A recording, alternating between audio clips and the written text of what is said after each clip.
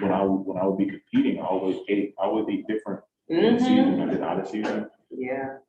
And I could follow my schedule to a T. Like, even when I was tired, You can think, yeah. Like I was able to, like, if I wanted to go to bed at 10, I could go to bed at 10 and be up at 5. Like it's crazy when you actually eat healthily. It's like eating, and the right supplements help too. I know, yes, I like switch from coffee to matcha, and I'm telling you, like, just green tea antioxidants. Yeah, like it really is. It makes a difference.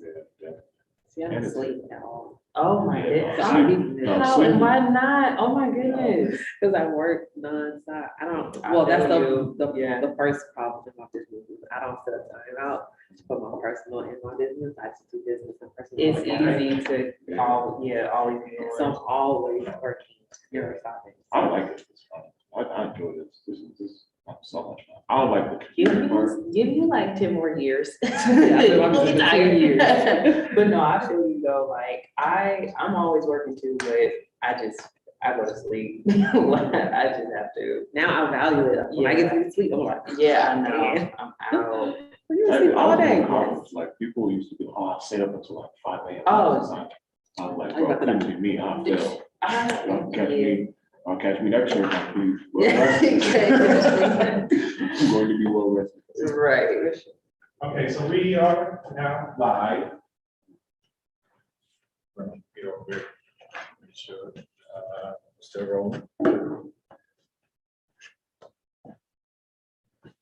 All right, so for our wonderful audience, I want you all to individually introduce yourself.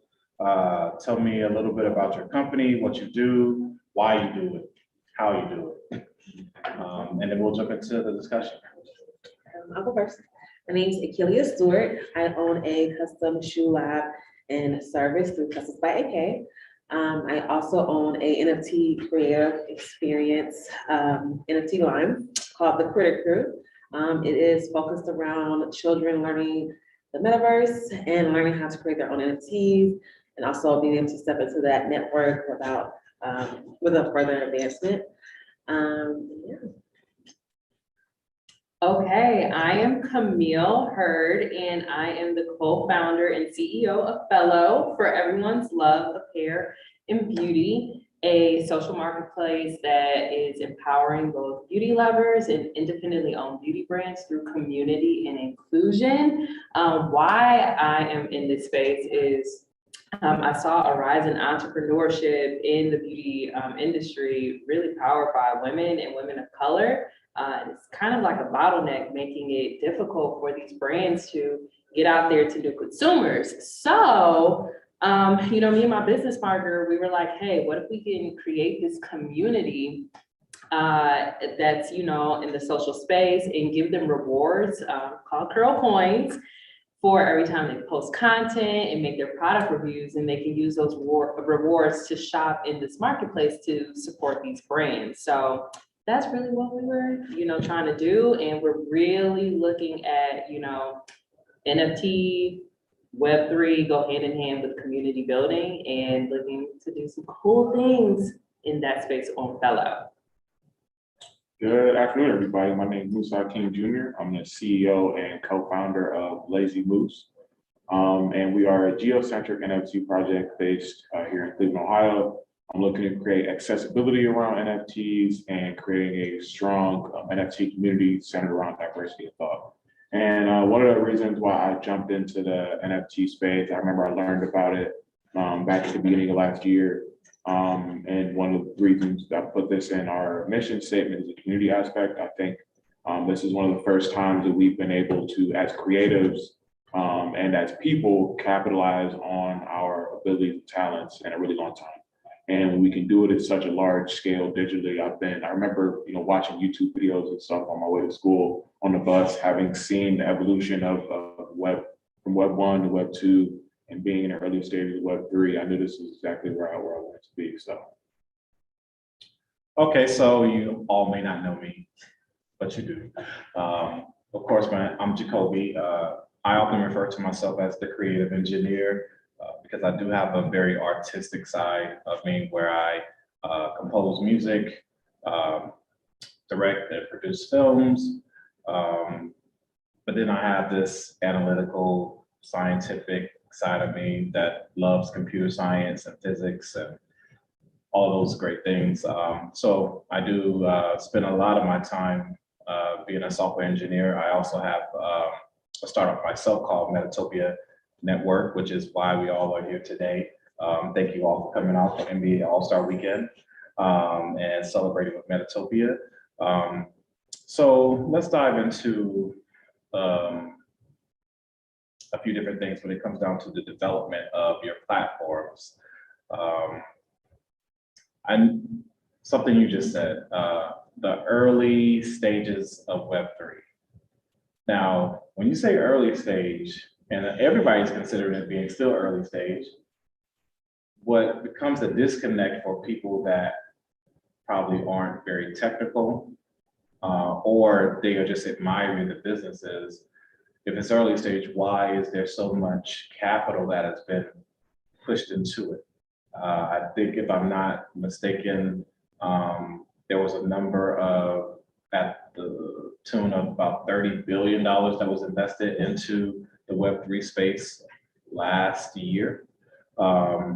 So when you hear early stage, and that's where Web3 is, how are you preparing to, for lack of better terms, get on board?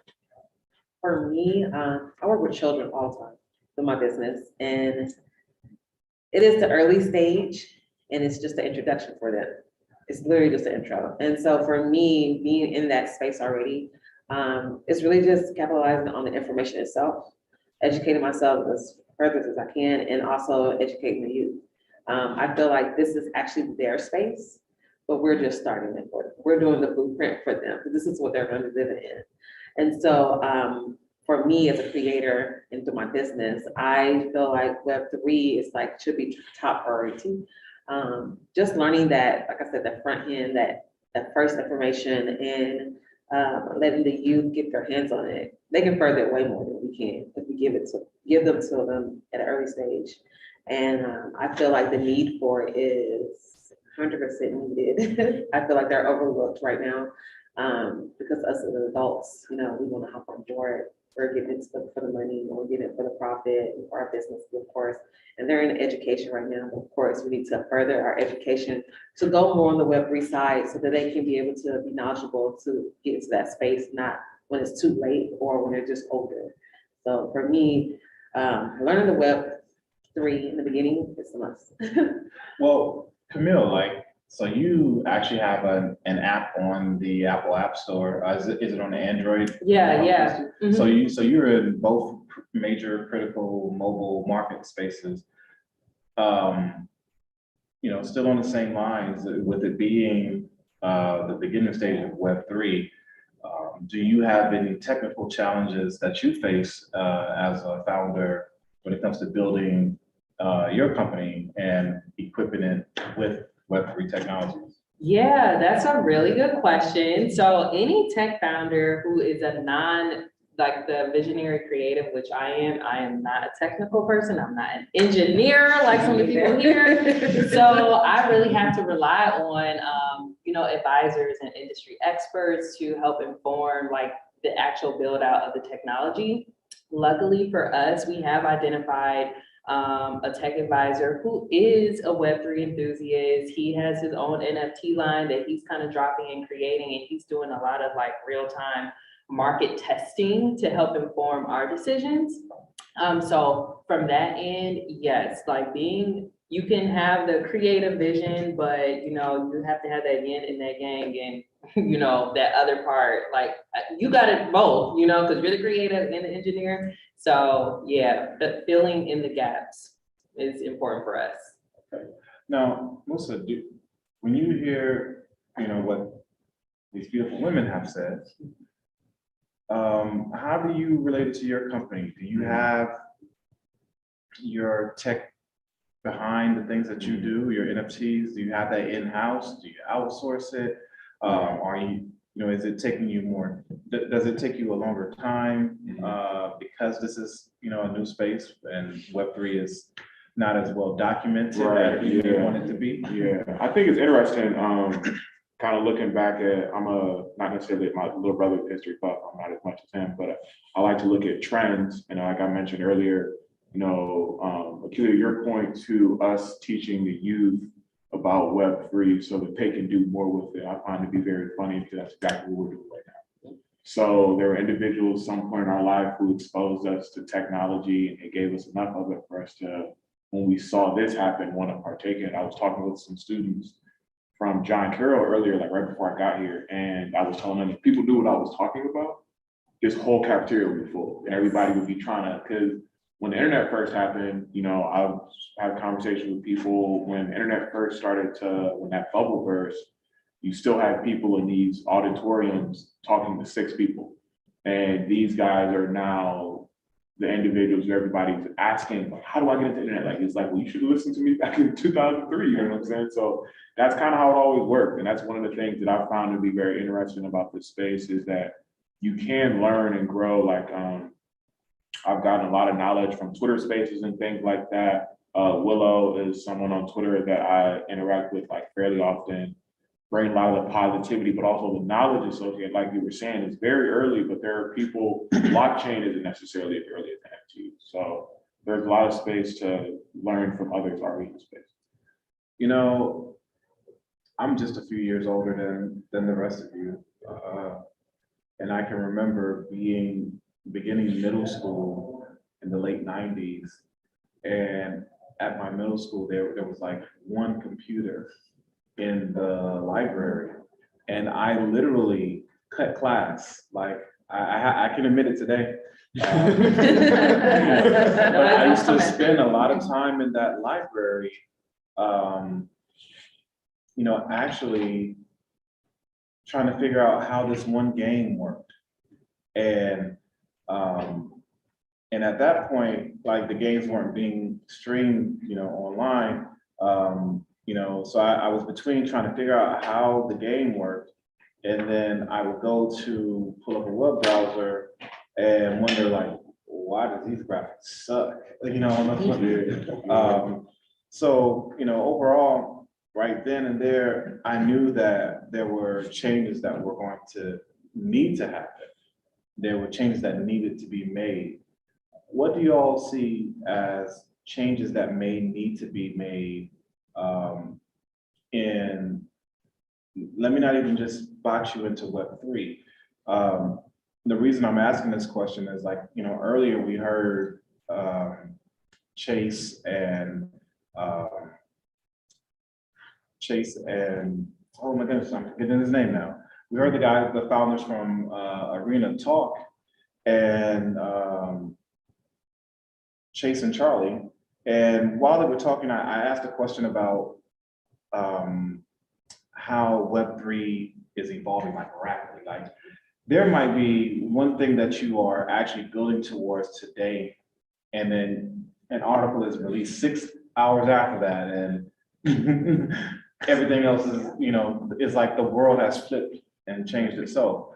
So what are you all seeing that is needed right now? Or do you have a feeling that something is needed? Do you see an area where you feel like you could dictate a market regardless of what is going on around you? Because if you remember, I asked Chase and Charlie, do they feel the pressure because the market is changing?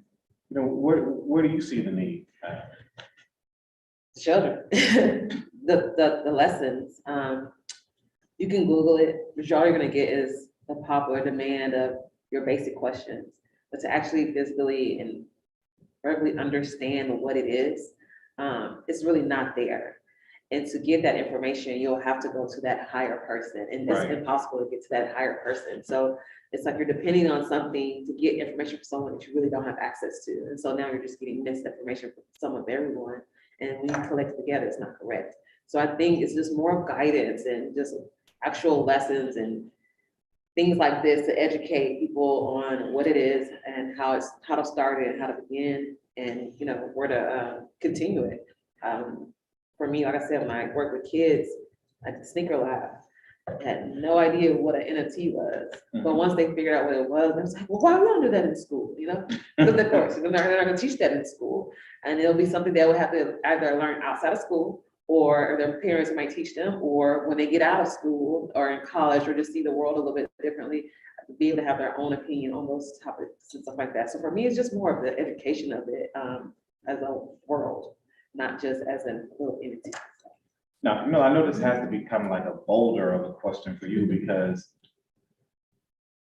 your industry is so complicated, but it's so rich in capital coming from consumers. 100%. And so to that point, I feel like there's two needs right now that definitely need to be addressed. One is accessibility.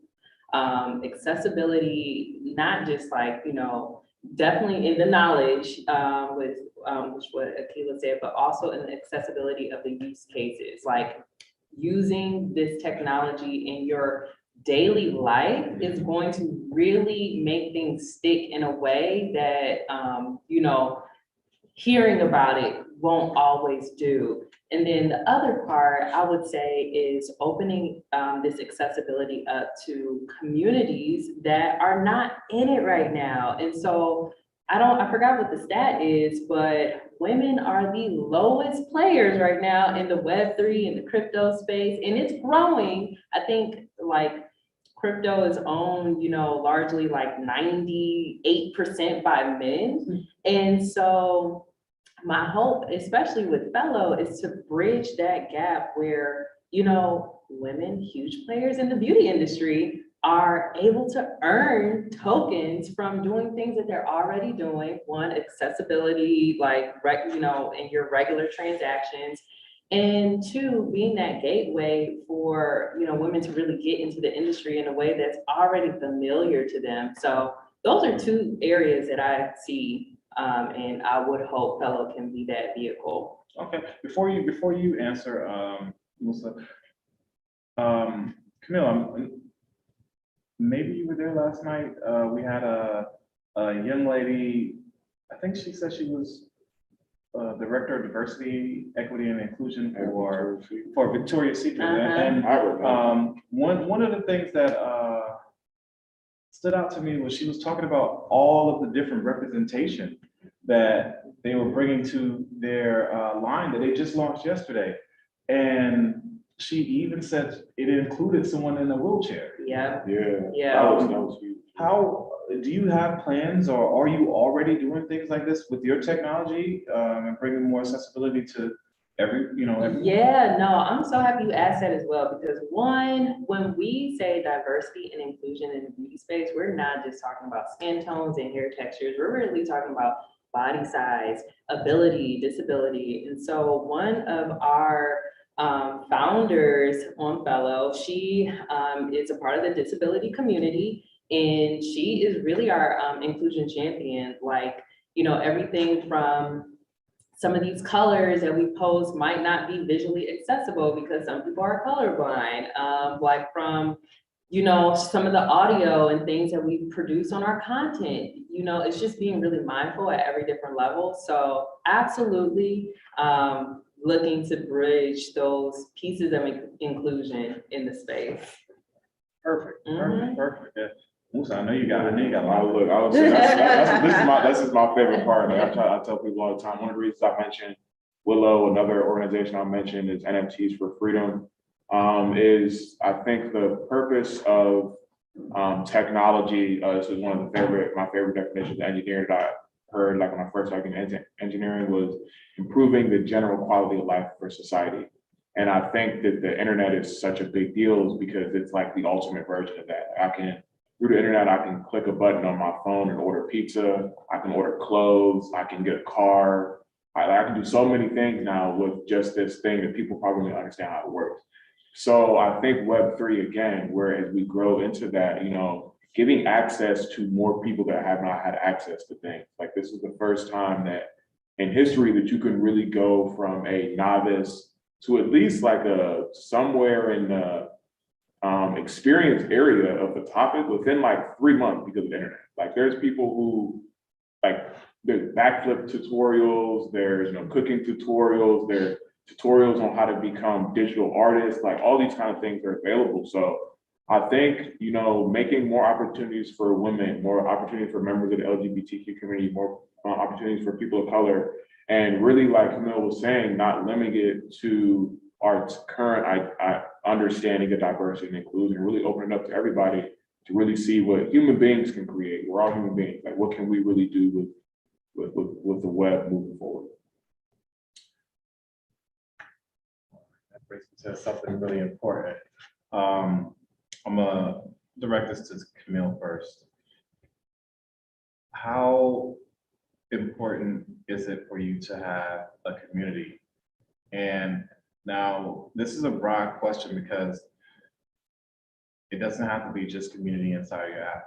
You know, actually, I'd rather you even maybe explain what community actually means to. Yeah, absolutely. So when me and my team think of community, we think of, absolutely, yes, the social community on the Fellow app. We think of the community and the conversations that are happening in TikTok around Fellow, on Instagram, on Twitter, in spaces like this. It's very much, when I think of community, I think of like-minded individuals that want to have these exchanges with each other. And sometimes those exchanges are just like, you know, like fun, casual, you know, some are informational, some are very intellectual.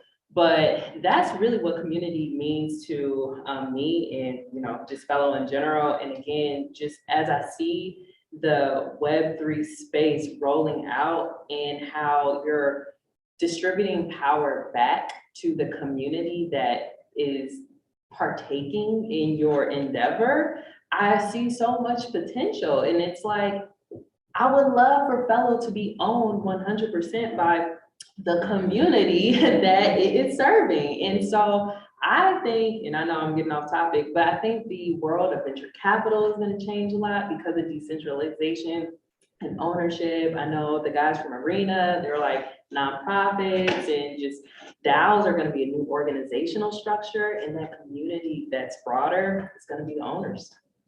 Okay, so I'd like you to answer that question in a different way, Musa.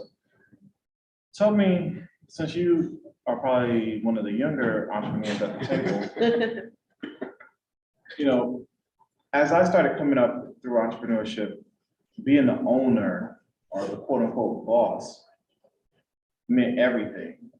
And sometimes I feel like that's where people of the, I don't even know a politically correct way to say it. So I just feel like a lot of people feel that if I'm not 100% owner or majority owner, then it's not my product, you know, or I'm not the boss. So when you hear Camille say, you know, the community owning Fellow, as a young entrepreneur, what does that sound like to you? Like, how do you relate that to your business? How do you, what do you think about, you know, being a founder, but not being maybe 100% owner? I think it's what naturally makes sense. I think if you ask a lot of people, one of the people I've kind of looked to as I started to build this was Elon Musk, and he said, the woman that actually was interviewing, she asked, there are a lot of people in my generation she was talking about who want to be like him, and he said, why? And I think the pressure, anxiety, you know, we've spent a lot of something we haven't touched a lot on yet is mental health and how big that's going to be in the Web3 space. And a lot of what that comes from is individuals who have had to carry that burden of an organization on their own, saying like, hey, this is a lot. And how much more we understand we can do as a community. Like, you know, community is key. Like I used to always hear from my family, it takes a village to raise a child. And that's like that's a real thing. So as a founder, to know, you know, I can start something and I may be the one, you know, with my name on it at the beginning, but you know, 10, 20 years from now, what it represents then, I think is most important. And if it's something, like I said, we're centered here in Cleveland, my biggest dream is for this to be Cleveland. Like for this to be something that the city of Cleveland is like, we built this, not we. And I think that for a lot of people moving forward is gonna be something they really wanna partake in. Man, y'all dropping some gems here. Woo, that's some heat right there. So, Akelia, now you were a renowned artist, you know. I had to eye check her, you know, a couple hours ago because she was trying to like sneak and change the shoes. And she had the nice boots on, and then she pulled out a nice custom pair of Air Maxes that I'm assuming she probably designed herself. You know what I'm saying? Like, you know, she's done designs with Jordans and Vans and probably any shoe that you could put on your feet. Now, you've also gotten into the NFT space and have an extremely creative collection on OpenSea. How are you driving your community? How are you building your community? You know, especially because people have already seen you with things that are quote unquote on the shelf. But you know, how are you building your community to you know, make purchases of your NFTs? So the first artist is through my company itself, because my company is Customs by AK, where I hand paint sneakers. I also teach children what I do, and they actually physically get to experience what I do, step by step. I don't shorthand them on anything that I do.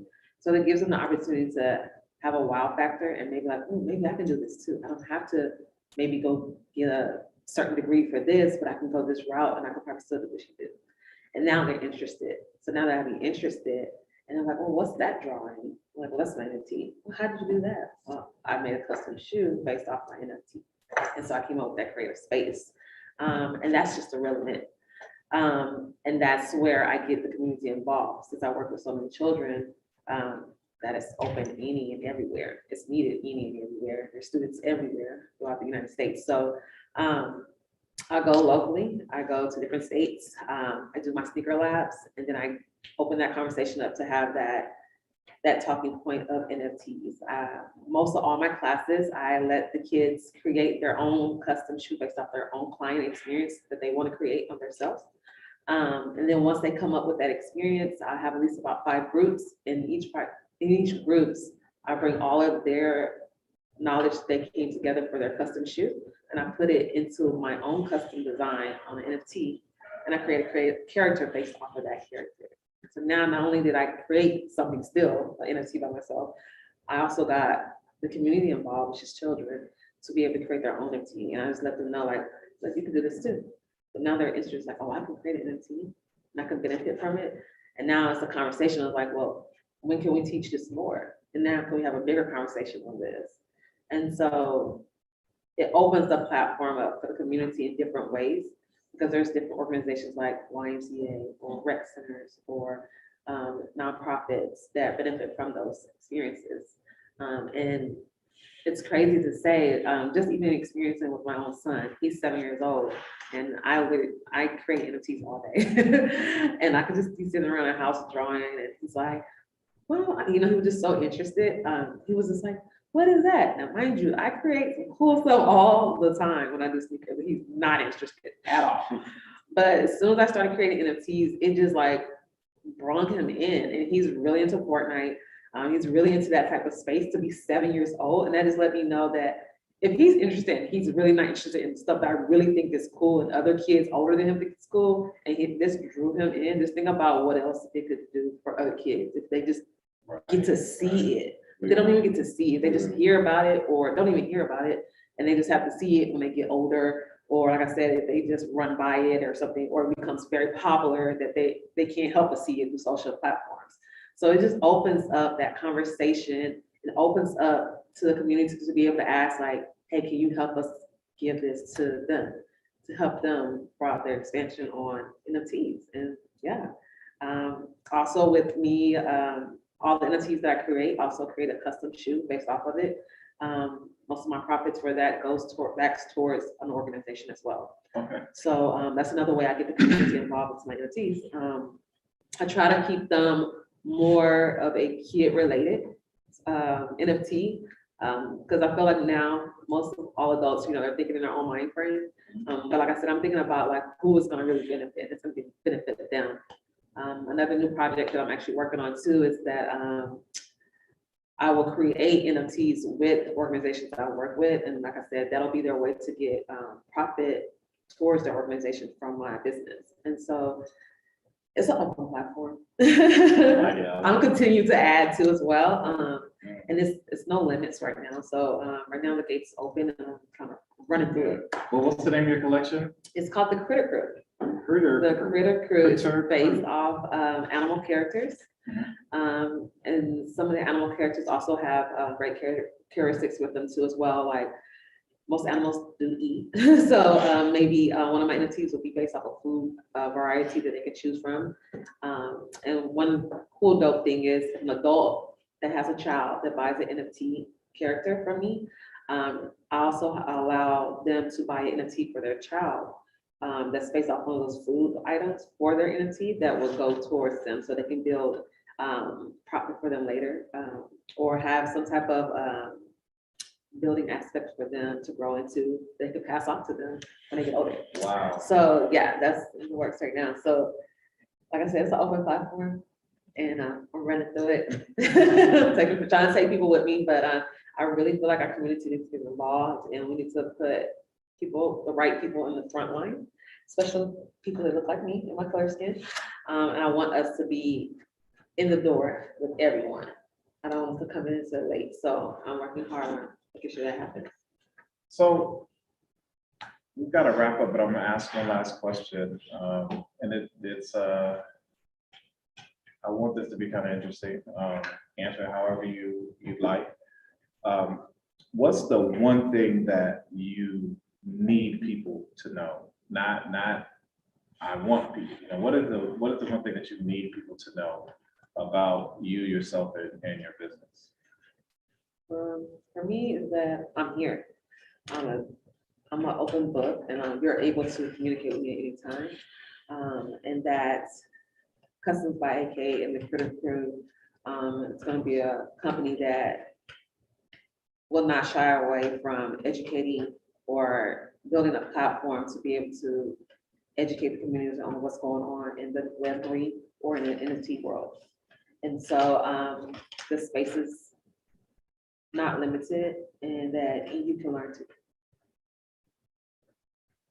Yeah, that's a good question. So one thing I feel like I just need people to know, regardless of me, regardless of fellow, is that it is okay to take your big ideas so seriously. I feel like now at this point, in this juncture, with all of this technology and all of these things that are available to us, you don't have to be an expert. Like as Musa said, like things are coming together and your big ideas absolutely can manifest. And right now it's for everyone. I mean, it always is for everyone, but I think that's the biggest fallacy of our society is making things feel inaccessible. So take your big ideas seriously and check out Fellow, okay? Those are my only two things. So is your the curl coin, is it on what type of token is that? Yeah, so we are looking to tokenize it. It's not quite tokenized yet. So it's but in-platform rewards? Yeah, so it's an in-platform rewards, but we do,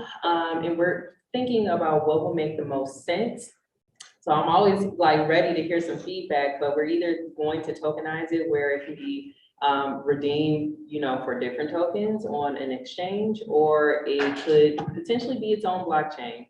So weighing the options. We can take it offline, but I have some technical points of view that can help you out in tokenizing it, because that actually is a great thing. And that's one of the things that Arena specifically probably has talked to me about in their roadmap of how they started with in-platform rewards and will eventually release a token on one of the blockchains. So we definitely should have a deeper dive into that.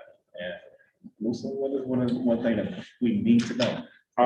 Two things. One, I would say, and I would say they're of very similar importance. I think a lot of over the last few years, We've spent a lot of time having a conversation around, like you mentioned, diversity, equity, and inclusion. And now's the time. Now's the time to really start to bridge these gaps. We understand, or we don't understand it. We need to understand more how much of an impact technology has on human advancement, just in general. So at these junctures, like we've mentioned, like this is now the time to really put our money where our mouth is. And I think that's like the most critical part for, like somebody mentioned earlier, all of us as humans moving together forward. And the second thing I would say, and something we're working on at Lazy Moose is, I think right now NFTs are, and I think for some time, they're really going to be, images, vanity, a very creative space. But we also have to remember, and this is where I start to get a little giddy, is that this is an application of a very, very advanced technology. And we saw how much we could unlock with the internet. So what can we unlock with blockchain technology and NFTs over the next 15 to 20 years? So that's what we're really focused on is, capitalizing on all of the phases that NFTs are going to be over the next few years. Hopefully some of these things that I'm saying is going to happen right. So. That's great. That's great. Well, I thank you all for joining us. I know we have another event that we are about to try to make our way through the snow to get through.